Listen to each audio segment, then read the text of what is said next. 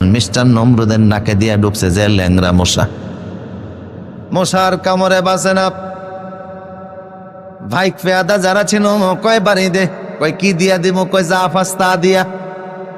হাতের মধ্যে ছিল খরমলা জুতা, বাড়ি শুরু করছে। বাইরেতে বাইরেতে পুরা মাথাটা তক্তার মতো লেপটিয়া সেপটা বানিয়ে ফেলছে, হালায় মরে না। তাফসির কারকরা বলেছেন তার মাথার মগজগুলি বাতের মারের মতো নাক দিয়া মুখ দিয়া বসছে, তারপরও মরে না। ও যেন কষ্ট বেশি পায়, এই জন্য আল্লাহ রুহুটা বের করে না। তক্তার মতো চেহারা, লম্বা হয়ে গেছে। আল্লাহর সাথে নাফরমানি করলে স্বাভাবিক মৃত্যু আল্লাহ দেন না, আযাবের মৃত্যু চাপিয়ে দেন কে? চেহারা লম্বা হয়ে গেল। শেষ পর্যন্ত যিনি বাইরে আইতেছেন কয় আর কতক্ষণ সহ্য করবো, ঠাস করে দিছে একটা, মাথা গেছে ফাইটটা। ল্যাংরা মশায় কয় হালাত তুই মর, আল্লাহ আমারে বাঁচাইছে। মশা দৌড় দিয়া উইরে চলে গেছে। মশা কিন্তু সাংঘাতিক প্রাণী, জীবনে কাউর এসে ভয় পায় না। মুসল্লিরও কামরা, ইমাম সাহেবরও কামরা। রে বস্ত্র নিয়ে দাঁড়িয়ে রয়েছে, হেরো একটা দিয়ে দিস।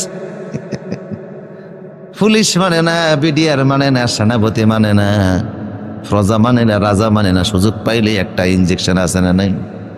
আমি এর চাইতে এত সাহসী প্রাণী আর দেখি না, ঠিক কিনা বলেন?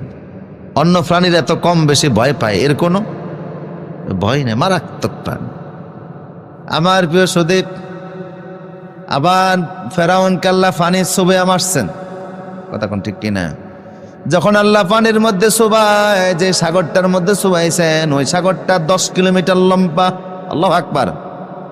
ফাঁসে হলো 10 কিলো। যখন সাগরের মাঝখানে আসছে, কয় আমানতু আমানাত বিহি কামা আমানাত বিহি, বা আমানতু বিল্লাহি কামা আমানাত বিহি বানু ইসরাইল। বনে ইসরাইল যে আল্লাহর প্রতি ঈমান আনছে, আমিও তার প্রতি ঈমান আনি। আল্লাহ কয় আল আন ওয়াকাদ আসাইতা ক্বাবলু ওয়া কুনতা মিনাল মুফসিদিন।